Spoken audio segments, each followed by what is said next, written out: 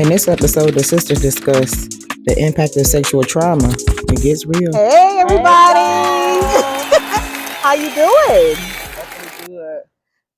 So today, we are going to be talking about trauma, and let me tell y'all, we know that everybody and their mother. Well, first of all, Kia, is your mic on? Girl. I just thought about. Not again. Wait, this was not an intentional. My mic sound nice. I don't know how it sounds. But nope, it wasn't on. But thank you for that. Thank you for getting me together. All right. So, again, so what we want to talk about is what we're going to be talking about today is trauma.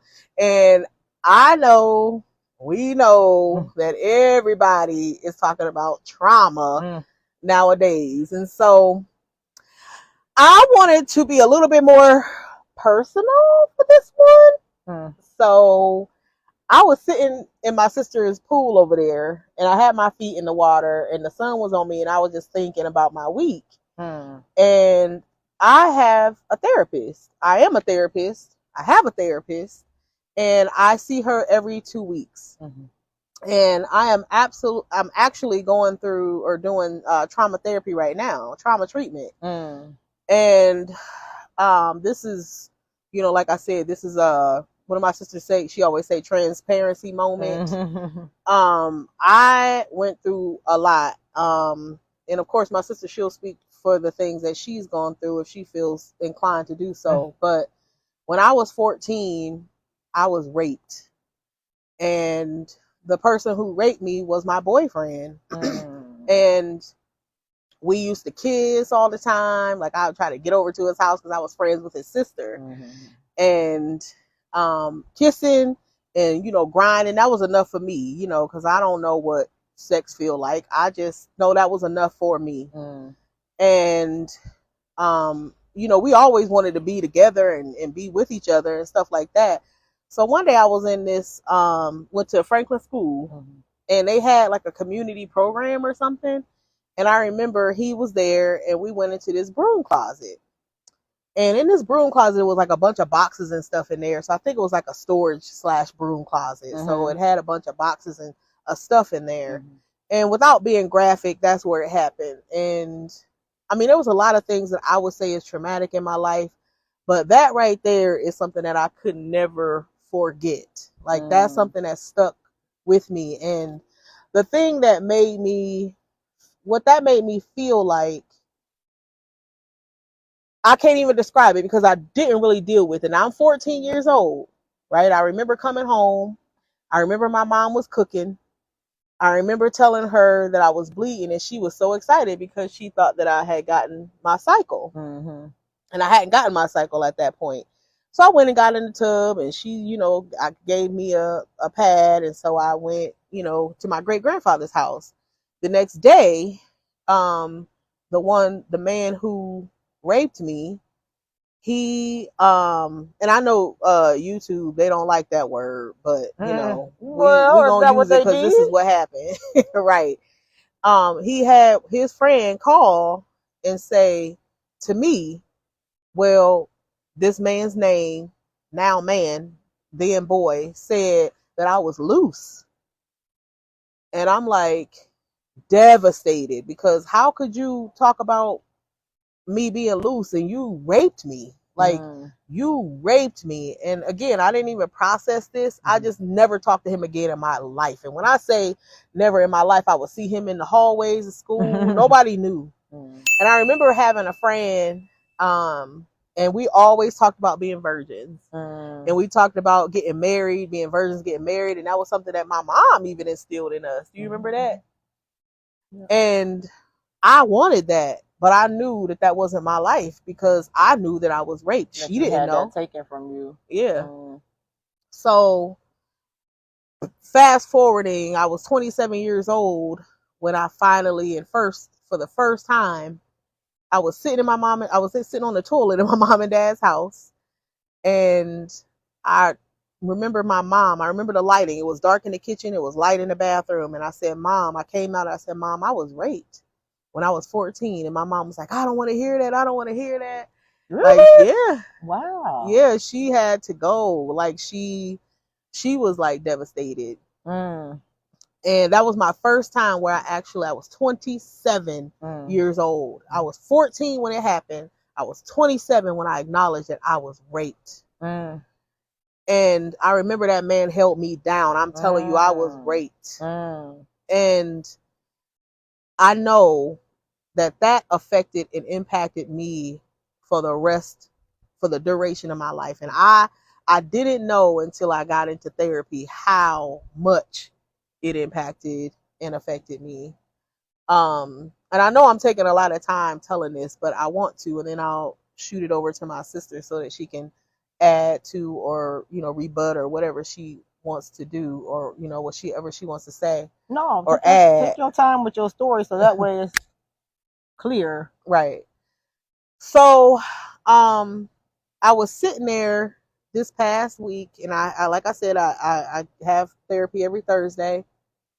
And, we working on some things, my cognitive distortions, like things that I feel about myself. And while we're working on one thing, something else comes up. And what came up is that I'm a failure. And not that you're a failure, that you feel like a failure. No, that I am a failure. Everything that I do fails. That wow. I have no success. Everything that I do. Wow. Okay. And I might cry, y'all, because that's okay. It was. That's what we here for. Like, that's what we here for. Like, and y'all too. That's what we here for, to have these moments and have this safe space to be able to be transparent and vulnerable, and have support while you're doing it, and have somebody proverbially rub your back, because you can't rub hers, but I can. And I don't even know what she went through, but I can't imagine. Yeah. So while I'm sitting there and I'm getting, like, we dealing with one thing, this thing comes up, and I'm like, I can't be successful. Like, everything I've ever done, I've never been successful. So I felt like I'm a failure. And she said, I know this may seem counterintuitive, but sit with that. And then she did, all the stuff that she does when she does the actual trauma treatment. And,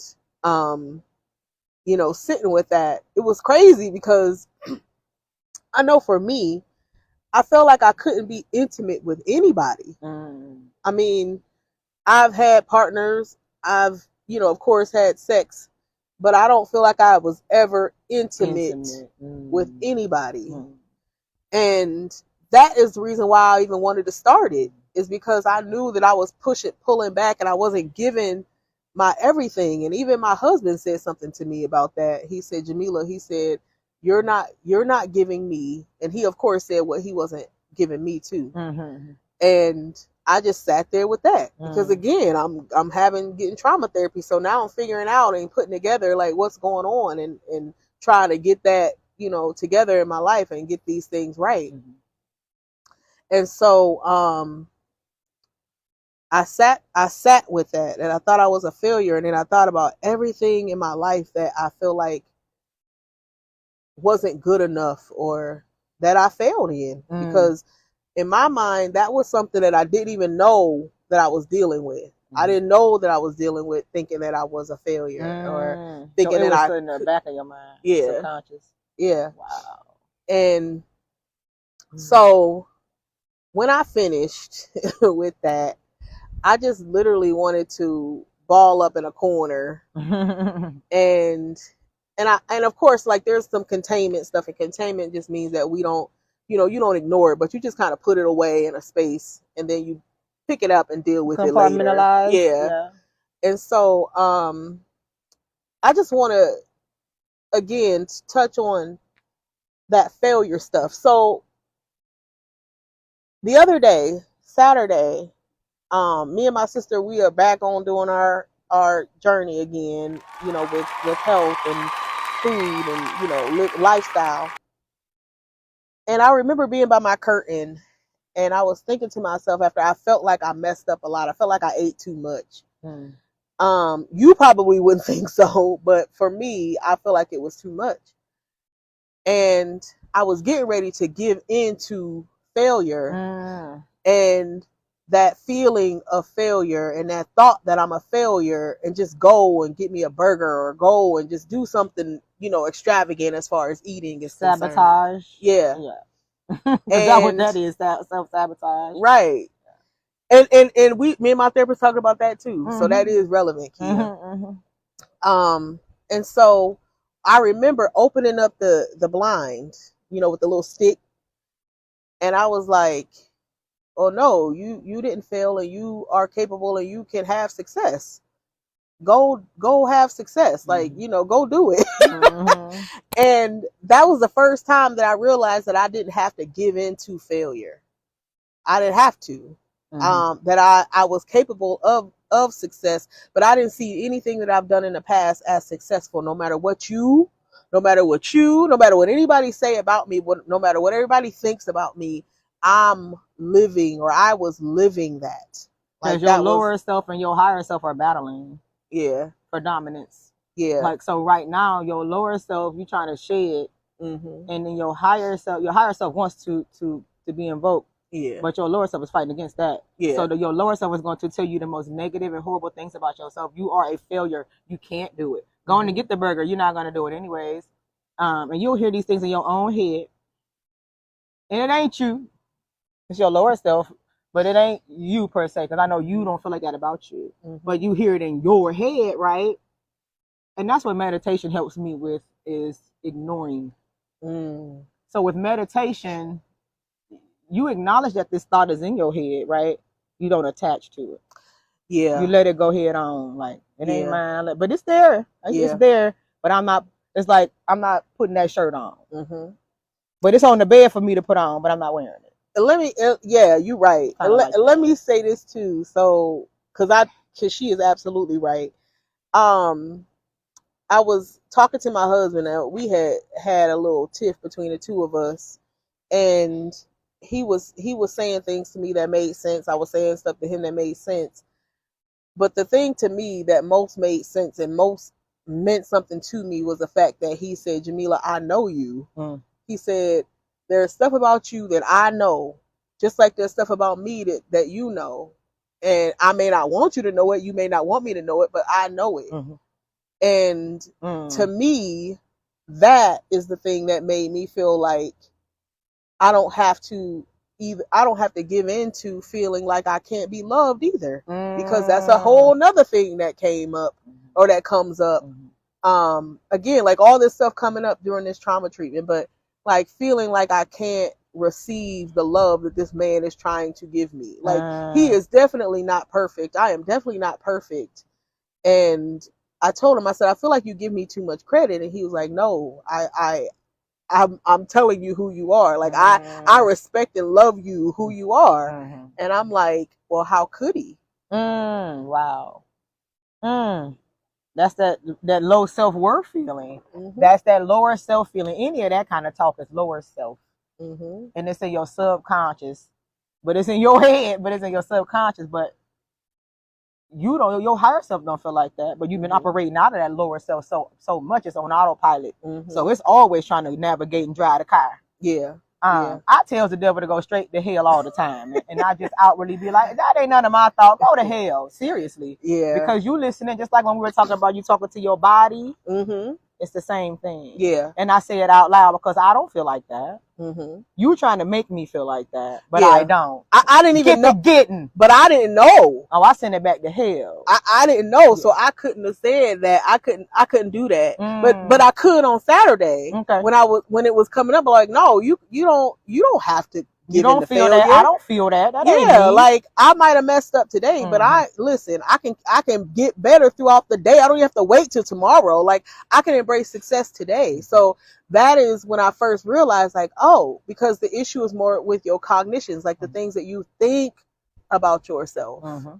And I didn't know that I was thinking those things about myself. And not only was I thinking them, I was living them. I was going to say, are you watering them too? Oh, yeah, I was watering them. I just didn't know that I was doing it. Watering them. And we do that. Yeah. Especially not having awareness. That's why awareness is so important. Yeah. And being aware and knowing and acknowledging and accepting your flaws. Because you ain't perfect. Yeah. It's some fucked up shit about you. It's some fucked up shit about me. You gotta own those things so you can change them. You cannot be sitting there like, man, it is you. If this is somebody's experience, and especially multiple people experience, you gotta kind of listen. Like, that might be the common denominator. It might be some things in me that I might need to work on. We all are a work in progress. Yeah. Absolutely. I know I need to keep on. I'm gonna be working forever on myself, my growth, my weight, my evolution, and whatever. It's always gonna be. We're always going to be trying to elevate. Yes. Another thing that came up was that I didn't like myself. And but do you know why? Did that come up? No, probably because. Well, I definitely believe that rape took a lot from me. And I remember the first time that, I had talked to her about it when we first started talking about, talk to my therapist about it. When we first started talking about, doing the trauma treatment and trauma therapy. And so I remember crying, and I said, I felt like he took everything from me. Wow. And in my life, everything that I was trying to do was trying to get that back. Everything. I was trying to get everything back that man took from me, and I couldn't never get it back. Wow. I could never get it back. And so that my whole life I was trying to do. I was trying to, it's like, walking up an escalator that's going down, right? Like you never get up there, like, unless you trying to run a hamster wheel, right? Like a hamster wheel. Yeah. So that had been my life. Wow. Feeling like I didn't like myself, feeling like I'm a failure. I'm not successful. And so then I could see why I would avoid the mirror. Like, I thought I was good enough when I lost weight. And then I thought, this ain't enough. It was never enough. Wow. Nothing was ever enough. Yeah, send that devil quickly back to hell. He tripping. But I also understand too why at the age of 14 it's happened, but you didn't acknowledge it until 27. Yeah. Because I was raped at 16, and I didn't acknowledge it. I was raped either until many, many years later, and I think it was because I don't know. I don't think I wanted the rape attached to me. Yeah.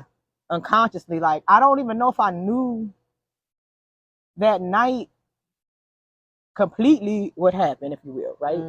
Because my situation was different. Yeah. It started consensual. And I want to talk about this because this is very important. And this is very important for, because I teach victim awareness, and one of our lessons is sexual assault. It's the one that I like to teach the most because of these circumstances. I have sons. I servicing boys, and they need to understand that these lines be blurred sometimes when it comes to sex and things like that, right? And I didn't understand consent and things like that. Like, I'm sure you didn't at 14. I didn't understand consent when I was 16, and how to do. We didn't know what we were doing. We had no business doing it no way, right? So mine started consensual, right? But I decided that I didn't want to anymore, right? And so I verbalized that, but he didn't stop. And then I started fighting, beating. When I'm doing this now, still never stopped. And then I kind of just gave in, like. And we will make ourselves almost believe that was okay, right? That it wasn't. I don't know. Now I'm getting emotional because I never really talk about this. But somehow I was okay. Like, I didn't get raped. Somehow it was my fault, right? Because I thought that I wanted it and I didn't. So I didn't want to put rape on this person because I took my own pants down to start this off, right? Yeah. But I didn't want it. I didn't want it no more. And then I had to psych myself up to believe that I wanted this, and I'm fighting this mother. I'm squabbing him. Nobody wants something they squabbing, but I couldn't win the fight, so I just conceded. And then I'm with this person, so like I got to get home safely too, you know. So it'd be a lot with women. Like we go through a lot, especially as it pertains to sex and with men and things like that. As it pertains to us being in these spaces where we might feel like we gotta have sex with a mug to even get home safe, or you gotta have sex with them for, you know, for whatever reason. And the 9 times out of 10 it has to do with safety at the end of the day. I've even had a cousin drive me off into some woods to try to screw me. I had to tell him I was on my period for him to take me home. And all I was trying to get was a ride home. And he driving me out Web Extension and pulling in some woods. And I had to tell this cousin that I see at every reunion that I'm on my period. I had to promise to go mess with him the next day. I didn't. But I had to promise to. So we go through some stuff, y'all, as women, as it pertains to rape and boyfriends and what's consent and that trauma that comes with that, because I didn't even know what my sister endured. Like, we crying together and down these moments, not even knowing what each other went through and how the trauma affected us, right? And my rapist is dead. He died. But I didn't even see it as that, y'all, forever. And even after that, like, I would see him after that. I knew he raped me, and I didn't treat him as if like how you see this person. I didn't treat him like that. I treated him regular. I didn't treat him like he raped me, y'all, at all. I know he did, and I don't know if he even considered himself raping me. I don't know, because I don't know, but I didn't treat him like that. I still was regular with him, because I was still trying to not be a rape victim. Yeah. You know what I'm saying? I think we'll probably have to do a part 2. I'm definitely going to have to do a part 2, because, man, I'm sure there's other people on here that have stories that they want to talk about. Yeah.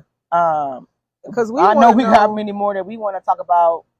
Like, I think too, I want to talk about more of the impacts. Like, how did that? Because when you said that, like, I looked at you and I'm like, we're gonna have to unpack that. It came out of nowhere, and sometimes that happens. Like, these things come out of nowhere. These emotions come out of nowhere where you don't think you have any emotions about it, or you think that you're over certain things, and then here they come. Yeah, and that's what happens. But I'll be in therapy when I sit here and do this. Yeah. So we're gonna pick it up and talk about this another time. Talk about this some more. We'll do a part 2 definitely. I think the next one we'll do part 2. And we want to know exactly like how you've been, how you guys have been affected or impacted by things that have happened to you, because we know that if it happened to us, we are not the only ones that this happened to, and we are not the only ones who have to work through things because of that. And you said you told Mom at 27. I think I just really told her, and it was very informal how I told her, because I treat it very informally. I treat it very like it's nothing. I don't treat it like it's this big trauma for me. I don't treat it like that. I kind of compartmentalize it. Yeah. And that's what I've done all of this time. That's why that came out the way it did, because I put that aside. Yeah. And I think that a lot of you have done that, you know, put things aside that have happened, and you deal with it in ways that have been destructive. Like I was definitely being self-destructive. I was being a self-saboteur, because I didn't feel like I had worth. I didn't feel like I had merit. I didn't feel like I could have success. And so everything in my life I was trying to get, because I felt like all those things was taken when that man took me. So all of that was taken. So again, I want my sister to be able to talk to her husband. So we're gonna end this, y'all, and we thank y'all so much for listening to us, and we'll do a part 2. Until next time. Next time. Bye. Love you. Love y'all. Okay, I'm ready. This is gonna be the best one, just because, honey. This is gonna be the best one. Hey y'all, thanks for watching, and don't forget to subscribe to our YouTube channel at _real15, and join our Facebook engagement group. Come engage with us. We'd love to have you there.